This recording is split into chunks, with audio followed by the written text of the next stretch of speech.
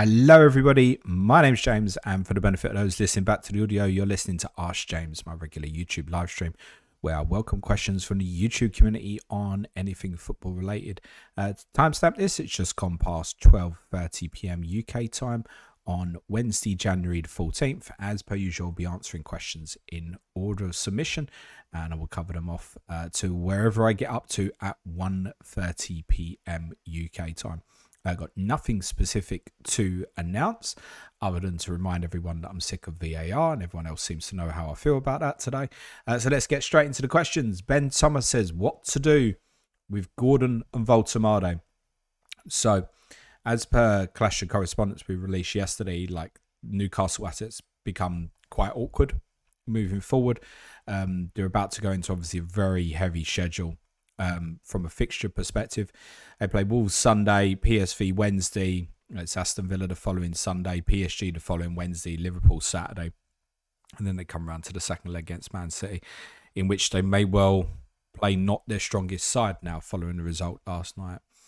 I would take from last night probably positives in those two players. Jacob Murphy appeared to pick up a bit of a problem, but it's not improbable that, say, Anthony Elanga could play this fixture, because I think probably Eddie Howe probably won't want him to play the two afterwards. So Elanga could play, could easily be Elanga and Barnes at the weekend in terms of Anthony Gordon's position. On Voltemade, I would see Visser's minutes last night as a bit of a positive, although he wasn't great when he came on.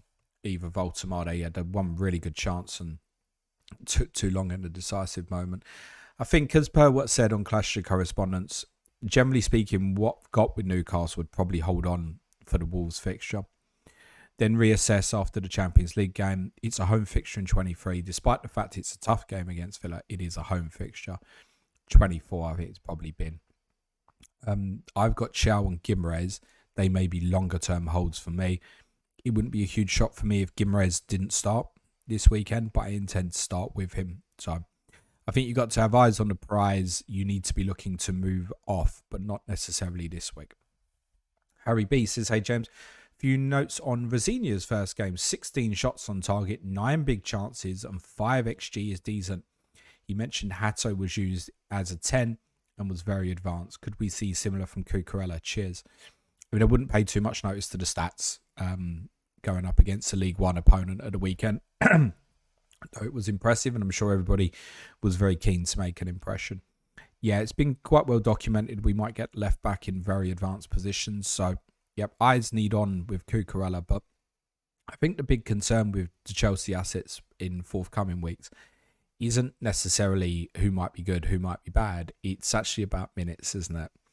And looking, I think, particularly at period 24 to 27, which is pretty much the best 4-game period that any team will have all season. We want to get that decision right, don't we? So I wouldn't be diving on necessarily to Cucurella yet. I think Malagusto, we've also seen play that sort of role, even from a left-back position for Chelsea. Obviously, Hato has done quite well bowler counts on Saturday. I didn't watch the game, but I've seen the goal. It was very well taken. So I wouldn't be diving on to Cucurella at his value, but it does need strong monitoring. We will get a far better indication on Chelsea starting tonight, I think. Charlie Edwards says, Rice or Rodgers in for Cunha? I've bought Rodgers. He's in, but I also own Rice. My preference on that would be to get Declan Rice done and dealt with.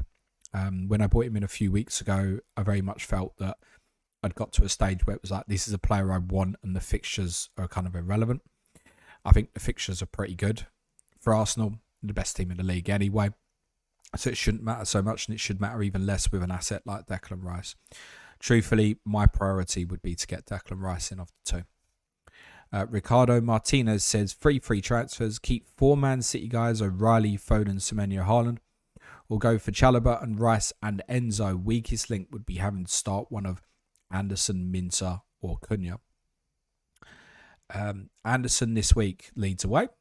It's okay. Minter, we don't quite know where we stand in terms of fitness. Dead leg is something that's presumed doesn't take long to recover from. He obviously didn't play in the Cup at Old Trafford either at the weekend. I certainly saw this scenario with Kolo Muani where it really dragged on. So you need information in terms of Nkuba Minter. And Cunha is okay. I think because of the Wolves game afterwards, if I was on the for Manchester City, I'd be quite tempted to hold on to that. Purely as well, because I think in game week 23, it's probably not a week to really go and attack anything else. So I think that the players you mentioned are all decent assets. Chelsea feels like it's attack now or attack 24. Declan Rice has just said a little less relevant. But I would say probably if I was on those 4, I'd probably leave it be at the moment. Chelsea's XGC isn't great this season. There's a few have documented this week. It's actually worse than Wolves, believe it or not. But the fixtures really appeal. Is Chalobah going to play all them games? Probably not. What's the impact to your squad of that? You've got Anderson in reserve. But it might be a few weeks you don't want to end up using that, such as, say, Manchester City away when Chelsea have a midweek fixture at home to Leeds. Would maybe be a bit concerning. So Chalobah is very much on radar for me. I've got my eyes on Cucurella, as mentioned for a previous question. Enzo Fernandez, I think, would be the one to go and get in the midfield area, and I have no problem with that. I would certainly, again, wait to see what you see tonight is going to be helpful. But I think if I was on the 4-man City at this moment, I'd be tempted to leave that for the next 2 weeks. And despite the fact they're playing my team in game week 24, it is a great entry point for other players. So you may well deem in game week 24 you want to find a route Foden to Fernandez, right? I don't think you need to rush that sort of decision now. Ben Thomas says, hi James, good quiz by the way. Should I prioritise Saka down to Rice and Dewsbury Hall up to Rodgers, or think about changing structure, selling Voltemade to Krupi and distribute funds in midfield that way? This is personal preference. I'm in favour of the 3 up front strategy. I've done another piece on Patreon this week stating why I am. I've been on it all season. I do feel that I'm on the right 3 at the moment in Haaland, Thiago and Ekiteke. So it's easy to view that because I think Voltemade is in a sell zone for you. And I do think probably sub Thiago at this moment, it probably is all the way down to Krupi or Mane, whatever your choice is. But I like the other move, mate. Whenever you sell Saka, I say this week after week, whenever you sell Saka, there's a chance that he's going to go off, right? But I think the value of Rice saving that allows you Rodgers instead of a player that's unavailable for you as well. I'd first and foremost, with the Newcastle fixture this week, I'd be making the Rice and Rodgers move, but you need to have eyes on the prize in terms of what you want to do with Voltemade, because ultimately, unless Vissa was to get injured again, that's just not a long-term hold, and their fixtures get rougher after this one anyway. Anish says, with 3 free transfers available, which set of moves do you think is better for replacing Cunha and Kane? A. Rodgers and Alderete. B. Enzo Fernandez and Chalobah. C. Enzo for Cunha now and address Keane later. Keane does need addressing. We think Jared Brantwaite's really close as well, and he's probably going to play in the Premier League before Michael Keane's suspension is over. I think it's beginning to look. So, not sure about this week for Jared Brantwaite. I could definitely see him potentially being involved versus Leeds, which is on the Monday night in game week 23. That's a strong possibility now, I think. All the moves are fine. Enzo Chalobah I've just spoken about. Rodgers and Alderete I like. I mean, Sunderland's long-term fixtures are good, particularly if, like me, you've got a Newcastle defender like Chow or Hall. The rotation is actually really good, Sunderland and Newcastle, partly because the home bias, always one will be at home. So, probable preference for Rodgers and Alderete, but I also think the move for the 2 Chelsea players is fine. Again, see how you feel after tonight. Hasselbank is wins says, James, who should play on the left in England attack this summer? Is Gordon doing enough, or could Rodgers put a shift in out there and play Bellingham 10? Also, Reece James instead of Anderson in 6. No, Elliot Anderson's really important. It's not to say Reece James isn't, but I think Reece James will play from right back and he can be used however deemed fit from now. Less likely to be advanced, but you can invert it into midfield. You can sit it in as a right-sided centre-back if you push a left-back up. There's many different things you can do with Reece James. So I'd foresee that more in terms of moving alongside Anderson in midfield within possession rather than actually replacing him. Elliot Anderson's really important to this England team now. And on that basis, I have no problem with Anthony Gordon either, because I think the best I've seen of Anthony Gordon this season is probably when England won in Serbia. And I think I spoke about this, I think on Ask James, might have been on Patreon last week, about Gordon. I think Kane likes playing with Anthony Gordon. And I think we've tried to fit square pegs in round holes too often. Is Morgan Rogers a better player than Anthony Gordon? Yep, absolutely. Is he going to be a touchline player that's going to run in behind off the wing when Kane drops short? No, not necessarily, and that wouldn't be Saka or Madueke to particularly do that from the other side either. They're more ball-to-feet players. So I think the ability with Harry Kane in the team to have someone that will run on beyond is quite important, and that's why I think it will be Gordon or Rashford off the left for England. Don't be surprised if, by the way, Morgan Rogers ends up starting for England in a central role. NT says, hi James, I own Bowen and the plan was to hold him for a while. Is this delusional or should I look to sell before Chelsea game with 24 or keep till Burnley 25? Will of course hold for Dr. Tottenham. I think other than the Chelsea fixture in 27, the Chelsea fixture in 24, the fixtures up to the trip to Liverpool in 28 are particularly good. And if you don't own Thiago, Bowen to Thiago around about that time is going to really appeal for Thiago heading towards the blank game week. I certainly wouldn't go Bowen to Thiago now. I know you've not mentioned Thiago, but I'm just reading between the lines. If I was a Jared Bowen owner and I didn't know where to go, I just wouldn't go at the moment. Another piece I did this week is actually when he scores, quite often he's 9-pointer. I think in games I looked at where he'd scored just once in games. There was only one game where he hadn't got at least 8 and he got booked in that game. There was one occasion he got 8 and I think there was 4 or 5 occasions he picked up a 9-pointer. So yeah, I'd leave that be personally at the moment. I think in terms of like before they go to Chelsea in game week 24, you might have more information on other things. It might sound ridiculous now, but chaining on to João Pedro for 4 weeks and then on to Thiago, for example. But again, I think you'd need something to feel confident in a move to João Pedro. Ultimately, if you've got a player like that who plays every week and you don't know where to go, stick on him. Next up is Anish says, also smash a like, folks. Yeah, smash a like, please. People hit the sub button. It all helps. Audio listeners, 5-star review does go a really long way.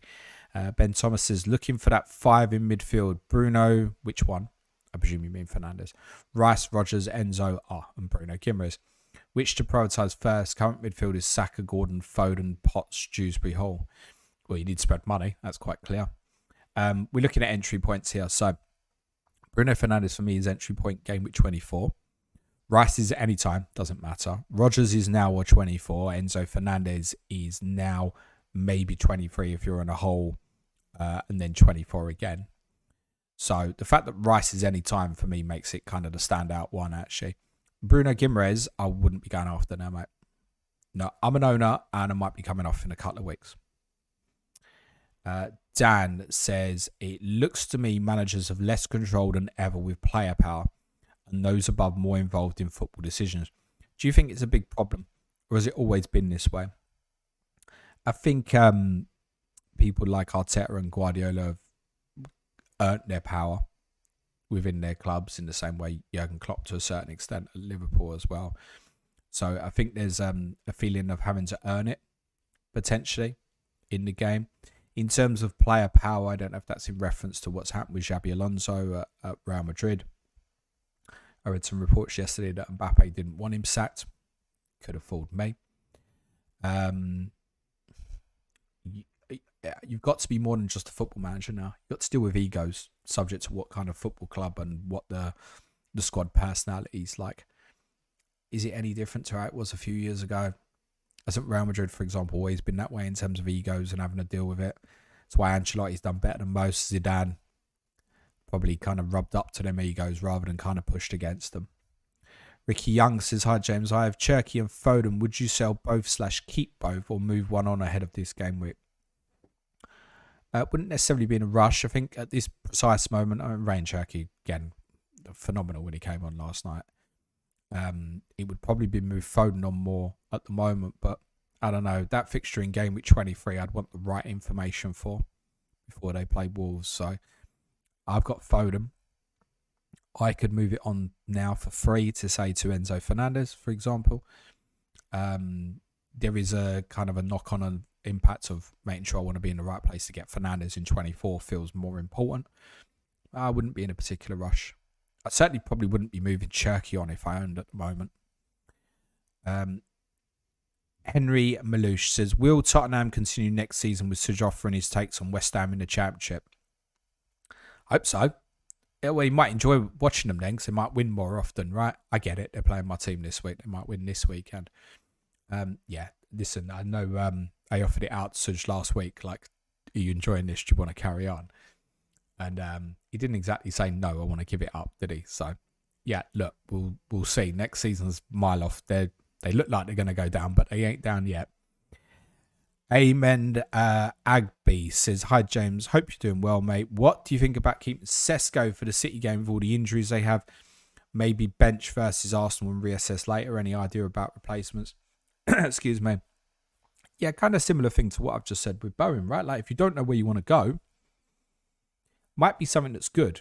It might be something that you sell and then you get to game at 25 and you think, oh, shit, wish I'd kept him. Now, I'd say that his minutes are a threat. You got Diallo, Bumo coming back, Mount back to fitness. Like, there's competition for places. And I think it's easy to look on the eye and go, well, he's clearly ahead of Xerxes. Yes, he is, but Cunha could definitely play as the 9 as well, right? So I'd have a consciousness of that. But I think, yeah, if you don't know where you want to go, I have no problem with holding that for a couple of weeks, particularly if you can bench in 23 and seek assessment heading in sort of 24, 25. The concern maybe would be if you hold for the next 2, if he continues to play, you might end up holding something that's shit because it's got good fixtures. But I don't know. There's not many others who'll chase that. That could be a great differential for you in a couple of weeks. So I'd probably leave that be at the moment. Charlie Edwards says, O'Reilly to Timber with last free transfer role. Currently have O'Reilly bench, but playing both Alderete and Goodmanson this game week. I've not got any reason to tell you not to get Jury and Timber, mate. I'm on the double Arsenal defence, and I'm pleased that I'm on the double Arsenal defence. Timber is definitely you would think, a better asset than Alderete and Goodmanson this week. Yes, they both have decent home games, but Arsenal formidable defensively. So if you're in a position where you begin to bench O'Reilly for Sunderland and Leeds defenders anyway, and you can move it on and get someone like Timber, yeah, I'd be getting it done. Reddy says, hey James, is Frimpong worth a punt? He is so attacking. Last 7 games he has 3 assists and a goal, with 2 of those assists coming from bench. Bradley being out surely is good for him minutes. Might be good for his minutes, but if he ends up playing right back, he's probably not going to get near some of the numbers you've said in terms of the 3 assists. Also, I've said several times on these streams and podcasts this year, unless the defender is actually contributing regular DEFCONs or goals, defenders who are assisters, your Anthony Robinson types, you know, good assister, never scores, not really worthwhile having. So, no, I'd have zero interest in owning Jeremy Frimpong at the moment.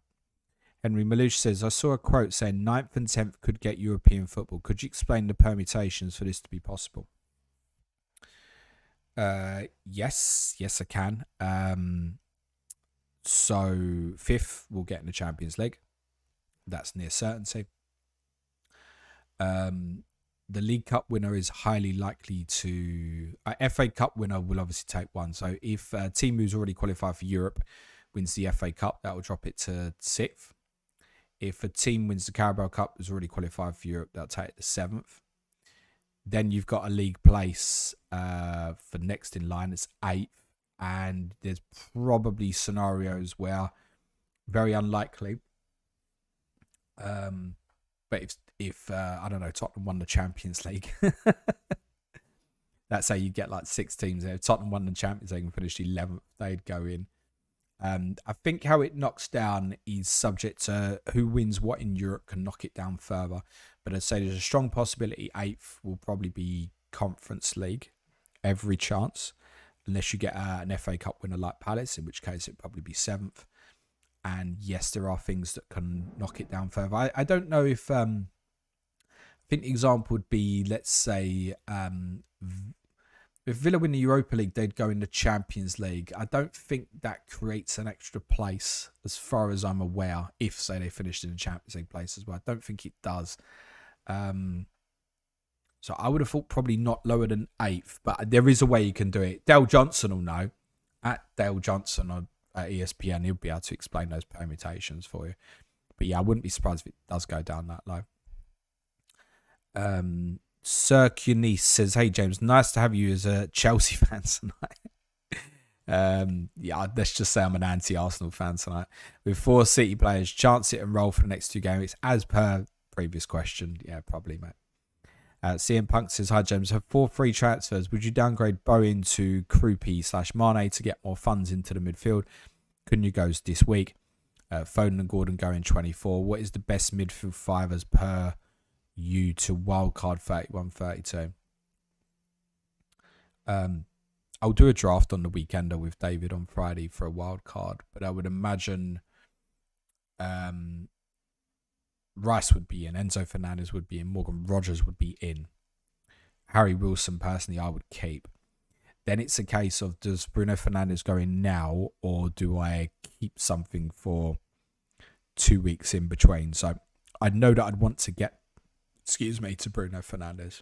So that would kind of be the 5 for me, and there's every chance of going to game with 24, and that might be my midfield 5. Next up is A7 Jomlin says, hi James, what's been approached to EFL Gaffer this year? And do you ever see Planet FPL doing recurring content for Gaffer? We won't. I recommend the EFL Fantasy podcast, guys, for that. If you want Gaffer content, those guys are well in the know. What's my strategy for Gaffer? When I remember to do something about it has been my strategy throughout the season, mate. So I can't give you anything. I've missed deadlines, so I can't give you anything on that, mate, to be very honest. Harry Trimble says, hey James, why are match lineups dropped 75 minutes before kickoff? Is it stop opposing teams having enough time to reaction and change their tactics formation? As opposed to what, just like dropping it when the teams come out? Is to inform people, isn't it? People want to know.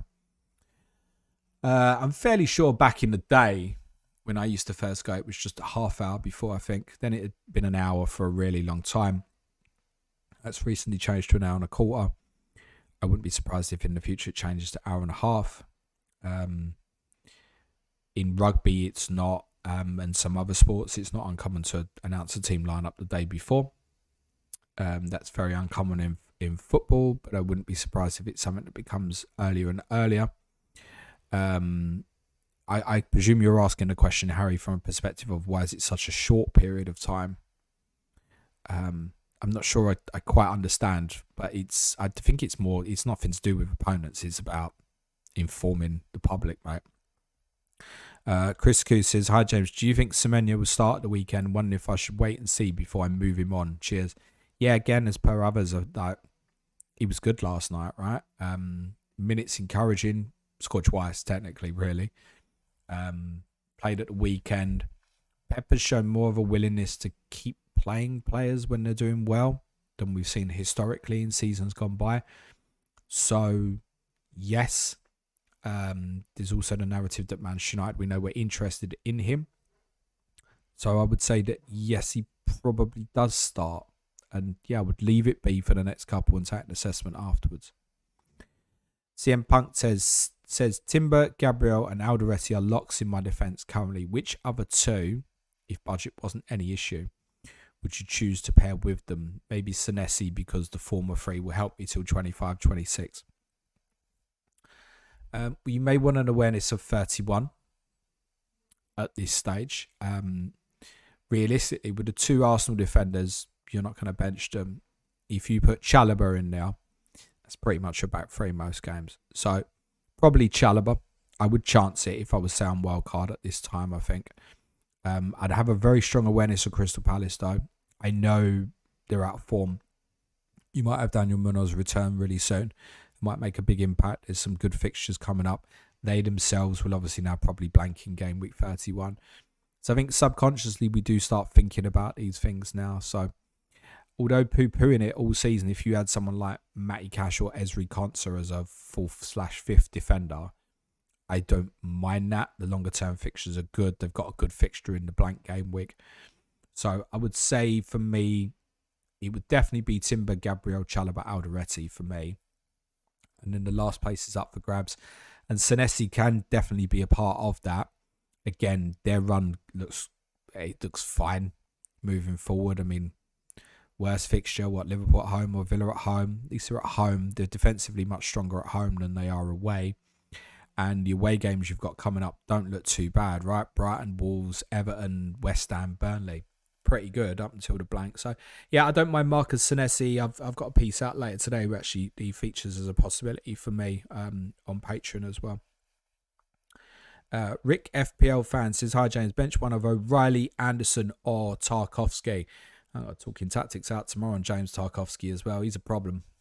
It's not a fantasy problem necessarily. He's causing Jordan Pickford some problems. Let me say that. Tarkowski away to Villa feels like an easy bench. You got Anderson away to Leeds and O'Reilly at Manchester United. Bench one. I mean, my instinct on that would be Tarkowski. I couldn't foresee Everton keeping a clean sheet at Villa, personally. So, it would be that. NT says, hi James, would using one transfer on a sub keeper be worth it to use a decent bench boost before the doubles, or wait until after wildcard? Also play one of Lacroix, Anderson or Alderete this week. I'm going to pass up on the bench boost question because we're going to do a chip strategy podcast tomorrow, so we'll cover off some bench boost options. Would I make a backup goalkeeper transfer just for the sake of using the bench boost in the single game? Probably not. No, I would. If you got the Bravka and you're like, oh shit. If you want to do it, I'll just leave it be probably.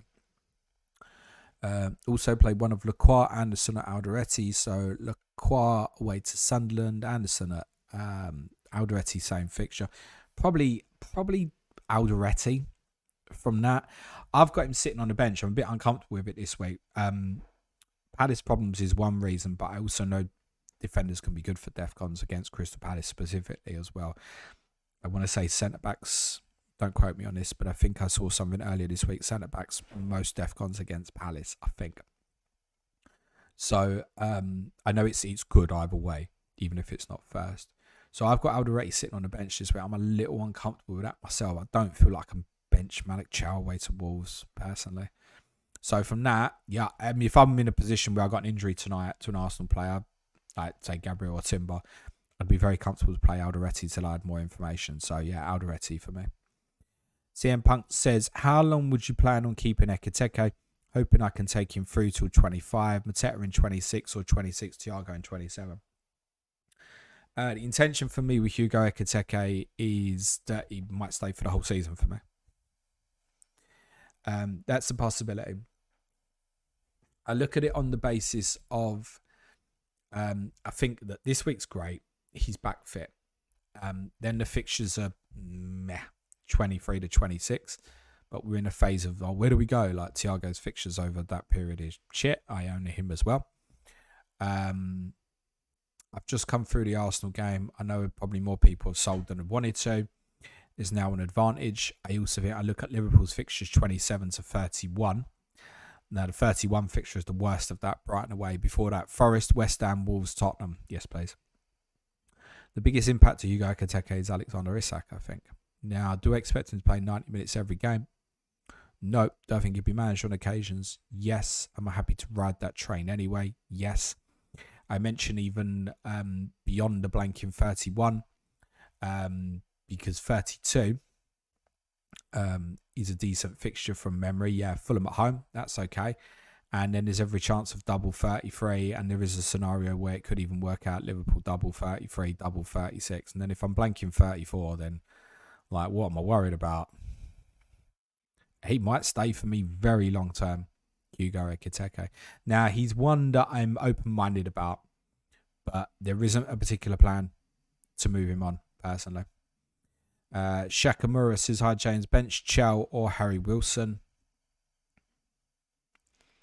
Don't know your three defenders are. Mind you could have Timber, Gabriel, Chalobah, I suppose. I completely get that. Or even Van Dijk. You might still be on Van Dijk is a possibility. Again, you would play Van Dijk over Wilson or Chow. Based on Clash of Correspondence discussions, I'm going to play Harry Wilson, I think. Ramiz says, will Slot be sacked and who do you think will replace? Not at this moment. Not until I think there's a demand request for it or the situation becomes to a head where Liverpool have to act for Xabi Alonso out of, I don't know, Man City going for him instead or something like that, right? So I think everybody who supports Liverpool will be aware now that Xabi Alonso is available. That will make those who have probably wanted to move slot on anyway know that that's probably the person they would want to replace him. So I think there's context around Xabi Alonso that's important. Ultimately, Liverpool haven't lost in the league since, I don't know, game week 12 or so. And yes, they should be doing better than they have. And even over those fixtures, there's a number of draws in there, such as Leeds at home and away, Sunderland at home, where you would have expected more. But I would imagine Arne Slot will see out the season now, would be my expectation. And then it will be reviewed at the end of the season, and they'll make a decision whether they're going to go for Alonso or not. Nurazari says, I have the exact money for Cunha and King to Rodgers and Wilson, 2 free transfers. There isn't a question on that, but I presume you meant to put one, so I'm going to say yes, it's fine, mate. Lewis Skidmore says, hi, James. Would you bench boost Dubravka, Rodon, Tavernier and Bowen this week? Cheers. Personally, no. Ultimately, Bowen's fine this week. It is an away fixture for Tavernier. Rodon, we would imagine, will be back in the Leeds team now for the game against Fulham. It's okay. Dubravka is obviously not great. It feels to me, Lewis, apologies if this is incorrect, but it feels to me like with the fixtures Leeds have got, you're looking for the opportunity to do it, and therefore because of Rodon, it's like 22 or 25, and maybe 22 sits better for you than 25, but I'm not sure it does when Dubravka's got West Ham at home for a start. In terms of your other players that week, Tavernier has Villa at home. Jared Bowen obviously goes to Burnley. I get you wouldn't bench Jared Bowen in that scenario. But just on the players that you've mentioned there, it could even be, Lewis, that if you were to do a single game week, 25 arguably would sit better for you. There is a little bit of context that needs remembering with 25 that there is a midweek set of Premier League fixtures afterwards in 26 as well. But I think you'll get more rotation in 26 than 25. John Jugru says, start Bowen or Mane. Ask someone who doesn't support Tottenham, mate. You might get a different answer. But yeah, Jared Bowen all day, mate. Richard Sleeman says, fair to say that I think your content is great. Thank you. So I unfortunately sold Thiago for João Pedro the week of Thiago's hat-trick. I'm considering move to DCL. Would you consider holding for the good run? So it wouldn't make sense to me that you got João Pedro in, whether rightly or wrongly, and we're now going to change that. Be leaving that be personally, unless you had true indication to believe that he wasn't going to be starting games. In any case, the fixtures are still good. This is one of the problems we have to factor in with Chelsea assets, and I've stressed this. If we get the decision wrong, it's very difficult to move off. Oh, we gamble Enzo Fernandez. I'm not saying anyone's wrong. I've considered it myself, but then all of a sudden it's like, oh shit, he's playing as a 6. What do you want to do?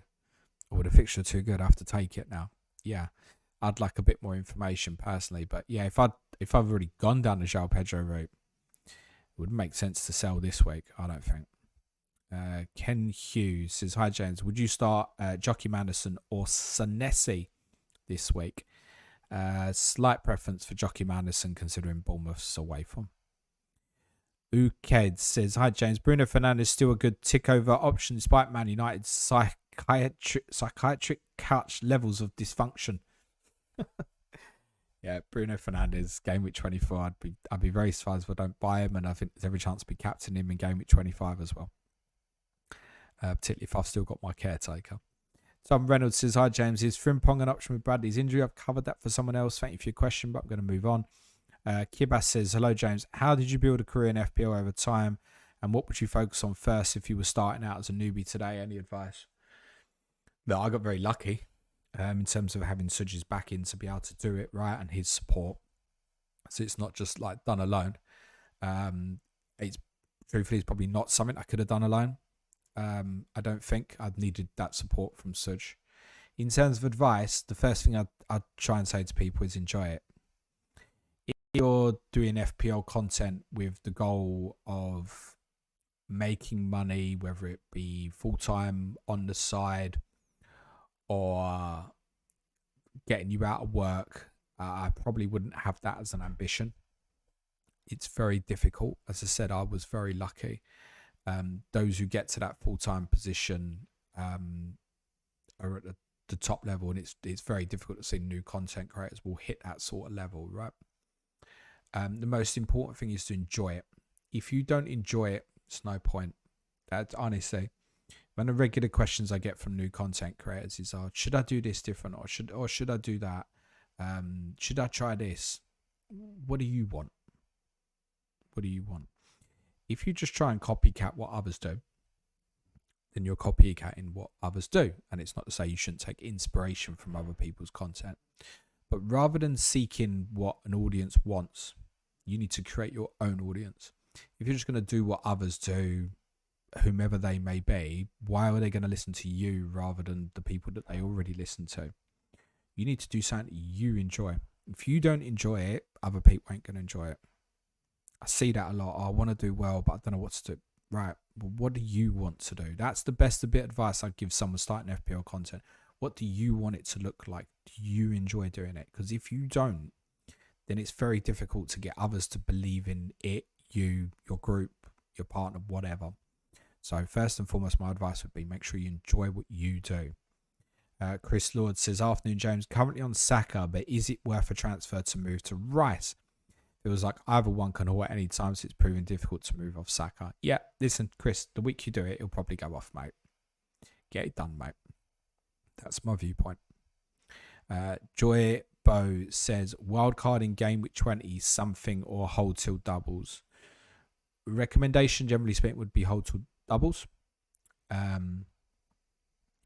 I definitely think there's a little bit more information to be learnt ahead of game week 24, where there is definitely an attack spot there for plenty of people. But I think the most common and popular strategy will be to hold it for game week 32, and it might end up shit. It depends a lot in terms of how doubles land and stuff. But my only reason for wildcarding now would be if the team was an absolute shit show, and I wanted to make, I would say, 10 plus changes. That's the only way I'd be doing it at the moment. If you're in that situation, then be my guest, because the gain you'll make over this period is probably more important than the end. But the phrase I've used a lot recently is short-term gain for long-term pain, and that it might not be that, but it very well could be that. So for the average person asking, "I don't know what's in your team, mate," I would say wait at the moment. Rhino says, "Cunha down to Enzo Fernandez and King up to any 6 million midfielder.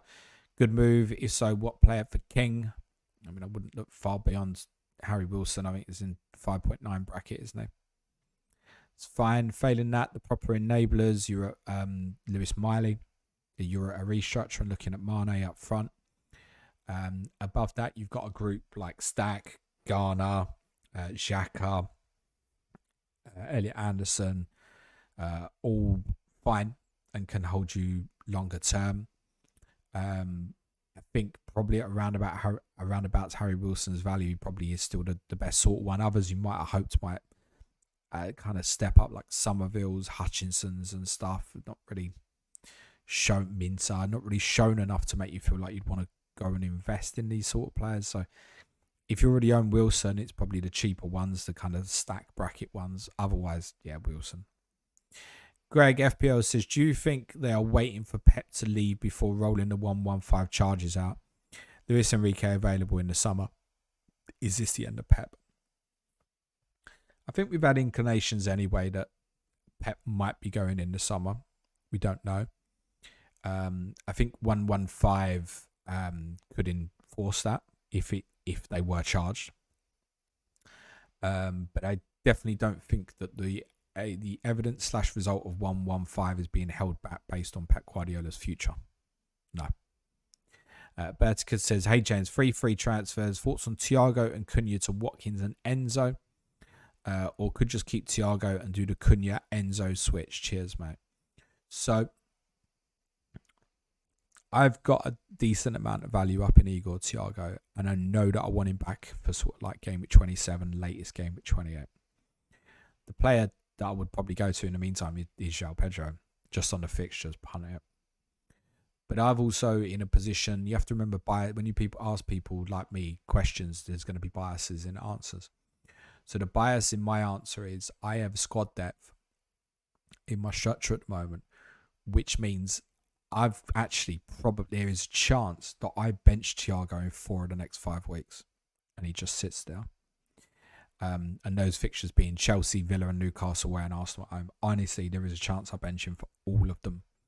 Rather than using the 2 transfers around, I can actually hide it if I want to. Obviously, I play him at home to Forest in 23 as a bonus of that as well. I realise not everyone's in that structure example, right? So, if I owned Igor Thiago, yes, I would be looking at alternatives at this moment in time. I don't mind Ollie Watkins as one. I do think it's easy to look at the narrative of Daniel Marlon is signing for Roma and think, well, the coast is clear now. We know that he's been carrying a problem, he's being managed. I would be amazed if Aston Villa did not end this month with another number 9 coming in. So if you invest in Watkins, there is an element to the unknown of what that looks like in a period moving forward. Also, he'll be difficult to move back to Thiago from. I mentioned 28, it's kind of latest point I'd want to go back to Thiago, Burnley away. Well, Watkins has got Wolves, so that's not going to be easy, is it? I don't mind it. You've got to know there's a little bit of a risk element, I think, to go in Ollie Watkins because of something that we can't know or understand what it looks like at this moment. So I think it's hold, but again, there's bias in the answer from that perspective for me. Cunha to Enzo switch is fine, yeah. It was going to be Rodgers or Enzo for me, and I just decided the more clarity on Rodgers is why I've gone that way first. And I also felt it was a certainty if I didn't buy Rodgers now, I'd buy him in 24. Whereas I don't think that's quite a certainty with Enzo Fernandez. It might be, oh shit, it's Neto or Esteval, right? It's something that might develop with Chelsea that's different. Stavrosano says, hi James, and regards from sunny Cyprus. 2 free transfers, 1.9 in the bank. And now Verts, Cunha, Gordon, Rodgers and Foden. I'm wondering if to sell Cunha for Palmer to roll until 24. What's your thoughts on it? Thanks. My thoughts on Cole Palmer are probably even stronger than the Saka versus Rice argument at the moment. I don't understand why anyone wants to buy Cole Palmer at this moment, personally. I don't. I think it's all I can because Salah's not been worth it, etc. And others haven't pulled, like Saka, Watkins, Isak, haven't pulled up trees. And the fixtures are obviously fantastic. The understanding at the time of recording is that he's probably not going to play tonight. Right? He's had this problem for 5 months.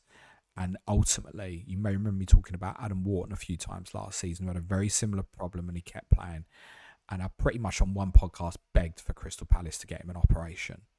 And I would suggest that at some point, Cole Palmer is going to have it. I would not be at all surprised if Cole Palmer does not go to the World Cup. Also, the last time he really showed you something as a fantasy asset, the year was 2024. And I mean that. So you've got an injured player who wasn't great in the second half of last season from a fantasy perspective at least, and a lot of people will question his performances. He, in defence of him, has been injured all season. I don't understand the reason to go there at this moment. Just buy Enzo. If that's you want an investment in Chelsea fixture, just buy Enzo Fernandez. The data's good. The only thing that could change is, like I said, is there a chance he ends up playing a deeper role and isn't allowed to box crash anymore. But I'd rather punt that than a player that I wouldn't know for 10 odd million or whatever price he is from game to game how often he's going to play. And look deeper at Chelsea's fixtures, because even if he is available, how many of the league games is he actually going to play? So it's Brentford Saturday, good fixture. Paphos Wednesday. Crystal Palace the following Sunday. Then it gets a bit silly, okay? So Crystal Palace on the Sunday game with 23. Napoli away on the Wednesday. West Ham at home on the Saturday. Right, I can tell you now that if Cole Palmer was available to start Crystal Palace and Napoli, he ain't starting West Ham at home. Because 3 days after that is the second leg against Arsenal. Now then there's a nice 4-day gap, Wolves. Then it's 3 days to Leeds at home. Right, it's 3 days between Wolves away and Leeds at home after a very intense period. You think Cole Palmer's starting both of them? Well, it's possible. It's FA Cup afterwards. Yeah. The midweek afterwards is Champions League. Champions League playoff, which is likely where Chelsea are going to be. If Chelsea have a schedule of Wednesday, Tuesday Champions League fixtures, with Burnley on the Saturday sitting in the middle. I don't think starting Burnley at home either. Sorry, it's really messy. It needs looking at deeper, and I have no interest in owning Cole Palmer whatsoever, unless I A, saw something that was like, oh my god, and B, I felt confident about him from the injury perspective. BT says, hey James, Cunha to Bruno Fernandes. Have only one free transfer and money to do it, or 2-week punt on Liverpool or the like, or bench for Alderete and roll. Would I take a 2-week punt on a Liverpool player? Probably not, no. Because Bruno, anytime, really. This isn't one where you're like, oh, okay, Rodgers has got Chelsea and Arsenal away. When people were going, I was like, bloody Chelsea and Arsenal away the next two. He's got Chelsea and Arsenal away and great fixtures. I realise Fernandes got something similar to that, but it is a little bit different in terms of his different avenues and routes to points. So on that one, I would just go to Bruno. It'll be a transfer for something else on your path, mate. KL says, hi James, do you think Wilson and Rodgers over XG performance will continue with upcoming fixtures? I hope so, because I own them both, mate. I'm there on Rodgers now. I think with Rodgers, there's the fixture element to it, and also you're absolutely right about the XG element. But my God, is he playing well? That's very important, and that's also the case with Harry Wilson. I think we should factor that in, particularly with someone like Harry Wilson. In fact, you probably can label this at both players, because Rodgers is an extraordinary ball striker. He's probably got the one of the cleanest power shots in the league, I would say. And Harry Wilson, every goal he scores seems to be like a gorgeous goal. He doesn't really get many tap-ins and stuff. And we should factor that in to these players when we're thinking about them. So let's say someone like, trying to think of a forward. There probably isn't a forward that's massive performance. I suppose Thiago. I don't know the data. Thiago probably is really outperforming this season. So, what is he scoring goals like Wilson and Rodgers? No. Is it sustainable? Well, yeah, if people keep letting them shoot a goal because the quality of their ball striking is so good, possibly yes. Whereas if you stop off the supply line to Thiago, then the XG is going to come down and the conversion is going to come down, right? Remember, just 2 weeks ago, it was like, oh, he's shit. And then it changed again with Thiago. So I would say you probably will get a regression. But we should, when we're acknowledging players like this, remember that. So if you compare that to, say, Enzo Fernandez, who's a big underperformer on XG this year, I would say that for Enzo Fernandez to be a good asset, he still needs to get into positions. These two don't necessarily need quite the spacing of chances positionally, right? Because their ball striking, although very different, is so good. So just factor that in. Will the overperformance continue? Probably not to the extent that it has, but it might.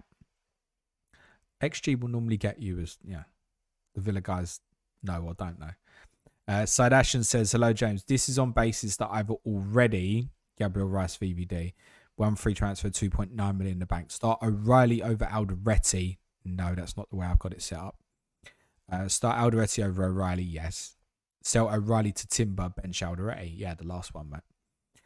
Zelda Wizard says, hi James, Semenyo owner, would the last two performances make you most likely to keep? Yeah. As said, I think reassessing game week 24, mate. Fancy News says, hey James, I hope you and yours are well. I've got Keane and was thinking of moving him on to Michele or Alderete. Which would you pick? And should I just get it done or wait a week would be second sub? Yeah, just Alderete, mate, cheaper. I think they're kind of a much for muchness, those two players. So just whichever one's cheaper. I'm fairly certain that's Alderete. Taylor says, hi James, couple of Qs. Currently on 4 City. Semenyo, that's a good point on Semenyo. So he will be UCL registered, but not for the next 2 games. So that you start thinking about it, it's a really good point to raise. So Semenyo, I think, got Galatasaray and Bodo. As far as I'm aware, he can't play those 2 games. I'm not sure if the Conor Gallagher transfer has gone through yet, but I know he can't play for Tottenham. I don't know if there's any relevance on him playing in the Champions League to Atletico Madrid, whereas obviously Semenyo hasn't played in the competition. I know that comes back to cup-tied stuff again, but I think in the Champions League, if someone's played in it, you might not be able to register them new until the group stage is finished, whereas Semenyo obviously hasn't played in the competition. Please Google that, is the honest answer, because I don't truthfully know the answer. Obviously, if he is unavailable for those 2 Champions League games, then makes his prospects even better. But as I've said for others, hold at the moment. Also, Taylor says, also, do you think Ballard could be worth the 0.5 over Alderete? For me, no. No, I think on a given week, like if I'm free hitting and I can afford to go Ballard over them, I'm doing it 100%. But moving forward, probably not. No. Jack B says, thoughts on a bench boost 27, even though it would need 2 free transfers used that week. Worst attacker would be Fernandes away at Everton. I mean, look, if that's the position you land in, mate, then yeah, fine, because there's obviously nothing wrong with that. Cole Slipper says, hi, James, I've finally got 1 free transfer. Thoughts on Cunha to Enzo or Petrovic to Rose? Here's the thing. Petrovic's got his bad fixtures out of the way now, really. You can say Brighton, Liverpool next 2, but I don't know. Long term, that looks pretty good now. It does look fine for Robin Rose as well. But I wouldn't say significantly. Excuse me. Is he a significantly better goalkeeper? Yep. No question. If it's for free, yeah, it's all right. I get it. Yeah, I'd probably, those who've sold Petrovic would go, yeah, mental health would be better. So I'll say, yeah, okay, yeah, that's fine. Cunha to Enzo, yeah, fine, that's covered for others. Colin Johnson says Cunha to Enzo or Wilson 1-3. If I'm moving at this moment, I'm chancing Enzo out the 2. Spooky Sorcerer says, have 4 free transfers, want to sell Cunha but want to see Chelsea for a few weeks before getting any. Want to go for Verts for next 2 and C. Thoughts? Have Wilson, Rice, Foden, Rodgers. So there's a conflict there between wanting to go Chelsea but not wanting to go too early. I sell this to you as an idea because I have said for others about, well, what if Enzo ends up deeper, right? Why not just go Enzo for the 2? And then if that's not right, then you shove it on to something else. Or it is right and you've got an extra transfer in the bank. And I get it, you've got 4 free transfers anyway, that's helpful. But personally, on that circumstance, I would just go to Enzo, I think. Algot says, hi, James. Selling Cunha this week. Would you go for Rice or Enzo? Thanks. Rice for me, mate. Jack B. Points prediction for Tarkowski versus Chalobah from weeks 22 to 27. Everton fixtures actually look like games they'd be happy defending deep in. So 22 to 27. So for Tarkowski, that's Villa, Brighton, Fulham away, Leeds, Bournemouth, Manchester United at home. Maybe 2 cleans in there. Call them sort of 16 average. Doesn't really score much. Cut the defcons. Cut the blanks. Maybe there's 1 pointer in there somewhere. 16, 20, 24, 28 maybe. Chalobah. Maybe 3 cleans. Goal in there somewhere. Therefore some bonus in there. Oh, that's enough. Yeah, Chalobah for me, mate. But I wouldn't necessarily, if the question is laced from selling Tarkowski to Chalobah, I wouldn't necessarily do that. If it's your choice to, I probably would, by the way, but if that's what if you're not sure, then stay, right? As I've said for others. If it's buying one new, Chalobah all day. DTAF says, hey up, James. Is it right that Evan Nilsson is out for the season? Does this make Kruppi a more attractive option with increased minutes? I've heard absolutely nothing about that on Evan Nilsson unless that story's broken in the last hour and a half. And apologies if it has, but I'm unaware currently of any issue. If he is out for the season, they'll get another forward in, mate. And there's every chance to get another forward in anyway. Ben Johnson says bench 2 of Chalobah, Cunha or Kruppi. I think Kruppi easier. Probably starts, but Brighton away, fine. So Cunha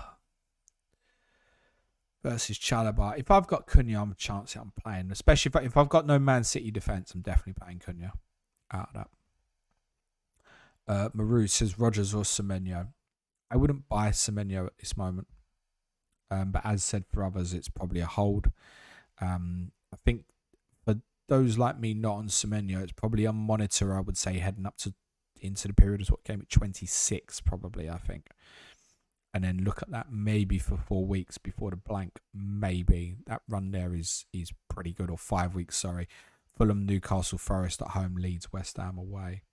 But there's a minute element to Semenyo that we're not sure of yet, whereas we know Rodgers is missed indestructible, right? Ethan Justin says, hi James, what do you think your current chip strategy will be? Super tempted to wildcard 24, but Phil will be better serving me later on. I cover something for patrons that'll be out later today, which is a kind of a plan B, and I will cover it for you guys tomorrow as well.